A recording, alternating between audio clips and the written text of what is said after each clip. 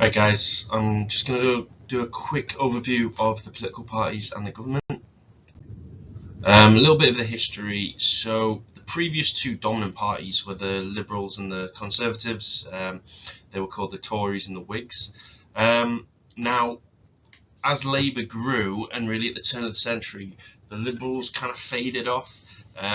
Without going into too much detail, with the great sort of Asquith and Lloyd George of the Liberal Party, once their kind of like tenure was over, the Labour Party under Frank McDonald, they really took a big chunk of the voting share, and it turned into really Conservatives versus Labour from then on. Yeah, that's essentially what I said. We've got a multi-party system. Don't be afraid to use that. It's really useful because it's all about choice. Okay, think democracy, choice. People have freedom to do what they want to an extent. Right. So what the difference is? Well, traditional political terms were used in the UK to describe these parties. You've got socialism, left wing, basically common ownership. Conservatism, right wing, belief in the family, the church, nationalism, devotion to the nation, tight economy. It's hard to kind of put these into defining terms these days because you've got conservative centre right who would see themselves as liberal. But anyway, liberalism, associated with Liberal Party, human rights, freedoms of the people, social welfare, etc. Right, just a little bit of an idea about how the left and right look. Again, a couple of examples of where they would be. So you've got people like the UK Independence Party who would be further right. You've got, again, Liberal Democrat Party, which would be centre left. The Green Party, which is more left, far left, etc. Labour Party on the left. So just be aware of it. You can see fascism, communism on the ends there. Don't get yourself too worked up about them. But yeah, just gives you a general idea where the political spectrum is. Yeah, so there you are. Have a quick look, but I don't think it's too relevant. Just make sure you're more aware of Conservatives, SNP, and Labour lie. Just in case you get a question about the differences between policies from Labour to Conservatives. Right, so Margaret Thatcher was a huge figure for Conservatives. She had victories in 1983, and that's 1987, not 1897. So you get John Major. Thatcher is concerned with the new right, which was said to have provided fewer services and privatised many elements. So just be aware about the history of these parties. You'll get Tony Blair, who starts New Labour, which is always considered like centre left, occupying a lot of the slot that the old Liberals used to. And then recently we've had Jeremy Corbyn being in charge of the Labour Party. Now he was far left. And then we've had things like Brexit, which was normally a nationalist kind of right-wing movement. UKIP and more far-right SNP further to the left. And Nigel Farage seen more on the right side of Conservative politics. Okay, so that's just a little bit on the parties. Just don't neglect them, do look over them. But I think this is more important, the role of the Prime Minister. So the term comes from first among equals, and sharp-eyed students who know their classical history should know this is Augustus was Octavian, who's a statue there, and he's kind of like an inspiration for it because at the fall of the Roman Empire, Octavian kind of occupies this first among equals kind of persona and role, which would then lead to the emperorship. And it is quite similar today. So let's go into it. So it's Primus Inter Pares, which is the first among equals slogan. used by the role of Prime Minister. It implies that the PM is one of the team and the Cabinet is on equal status. So he's just like head of the Cabinet, he collects the decisions and puts them forward. And the Cabinet system is basically how the country is run. They basically run their own department, come to a collective decision, and with that becomes collective responsibility. And basically, Prime Minister, in theory, is meant to come to an agreed position and go from there. In reality, it doesn't always happen, does it? Right. So more recently, Prime Minister has been described as presidential. This is where the focus and onus is on the Prime Minister, and that's where the power is. The Prime Minister taking decisions and more getting advice from the Cabinet, but he or she may have already came to a conclusion. So if ministers speak out against the Cabinet, basically they must resign. An example of this was Sajid Javid on his advisors and Amber Rudd on Brexit. It's been associated with certain prime ministers in the past. Lloyd George being a big one in World War One, Harold Wilson in Labour, Margaret Thatcher, and Tony Blair especially. You really kind of centralised that power. So what do the ministers and the Cabinet have? Well, what powers do they have? So the PM can choose. The PM can choose and sack their ministers, which is, makes you think, oh well, how equal can they be if the Prime Minister can do that? They also have power patronage, meaning they can fill a number of posts or recommend people for honours to go in the House of Lords. They also can appoint junior ministers, senior civil servants, bishops and judges. So Prime Minister does have a lot of power there. Another thing I wanted to bring up was the fixed term. So Cameron gave up this ability to choose a date of the next election, and it became fixed, which was appealed in 2020. Now, there's advantages to having a flexible term. It means basically within that 5 years, if your main opposition is having an absolute nightmare, you could call a general election to secure a bigger majority, and then you've got another 5 years to basically call another general election. So you can use it quite tactically. Whereas a fixed term means you've got no real control of when you call it. It has to be basically at this date every 5 years. Okay, so just think about that. The Prime Minister's office, so quite powerful. They're like the main advisors, and people have seen more recently that this has become a more powerful position in terms of governing. Right, what's the difference between Prime Minister and President? You might get this sometimes a source. So the Prime Minister doesn't have constitutional authority as the President of the US has.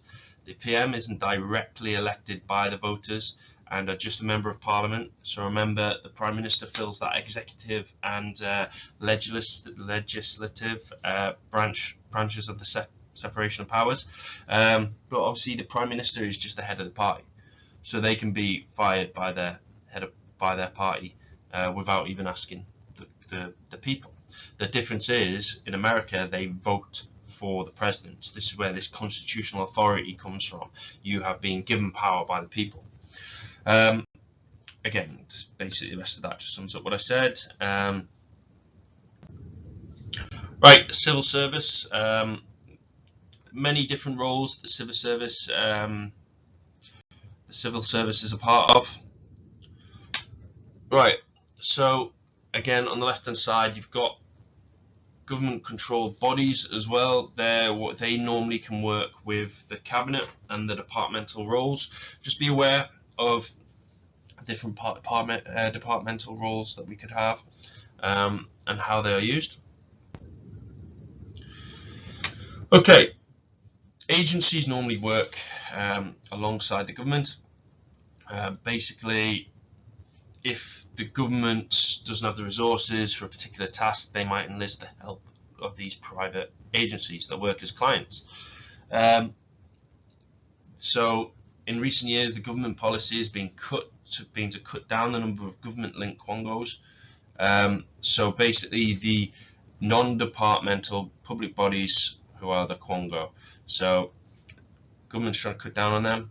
And examples of these are air accident investigation branches.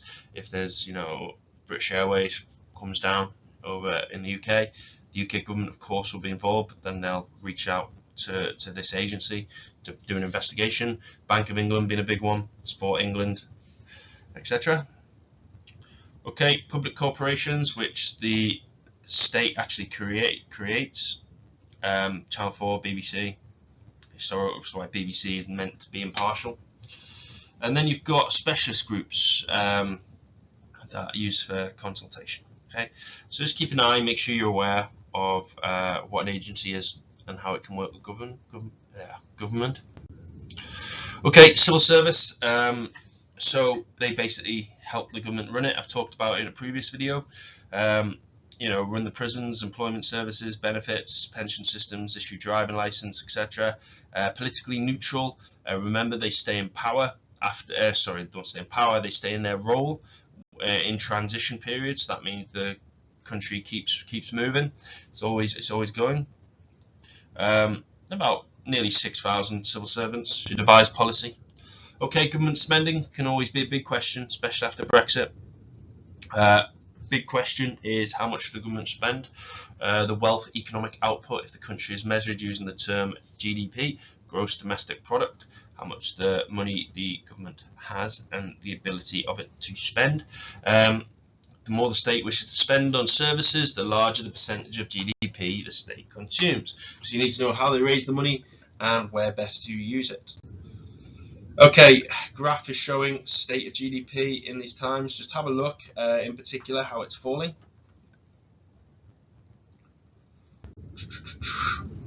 Again, the graph showing the real pattern of government spending. So the government is increased spending as time's gone on. I mean, that is pretty obvious with the idea of inflation, etc. And just simple population growth. More people, more housing, more resources are needed. It's just common sense.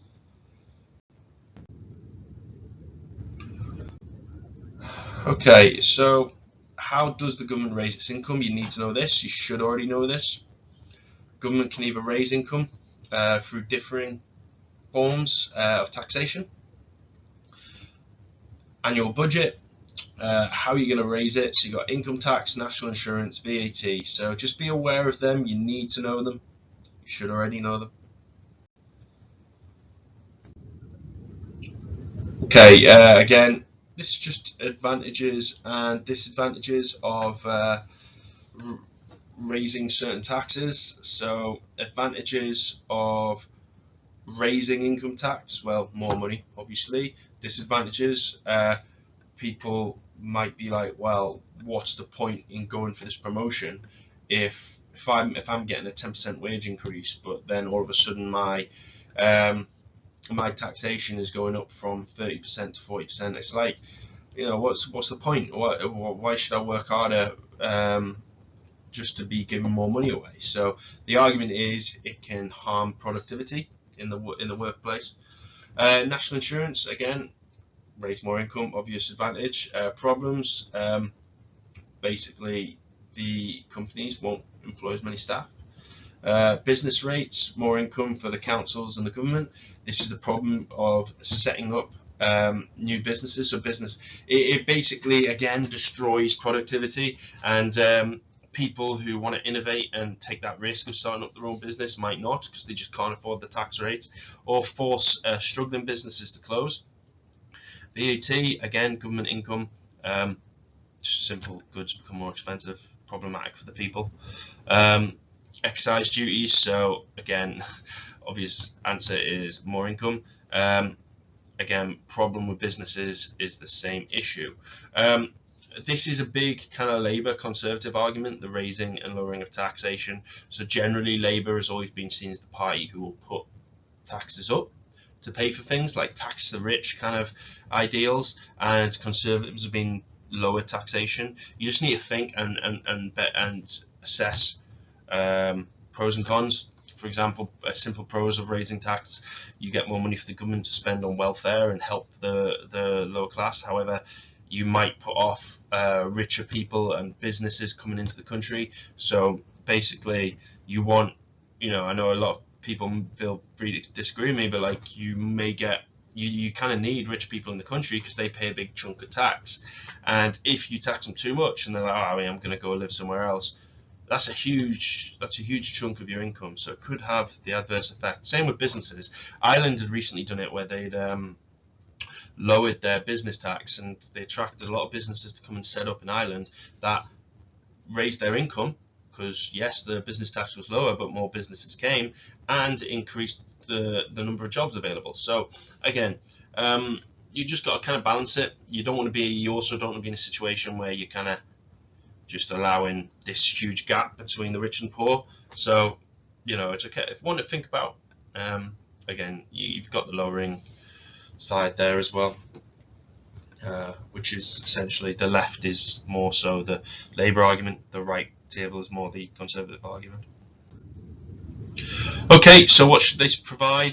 Just have a little look in terms of generally kind of things that the government would put money into: education, health, welfare, pension, that kind of stuff. We've talked about in class the simple problem with raising pension is people are just living longer, so it's costing the government more money. They've got to think about these things. Right, and the cost of COVID, which could potentially be a big one.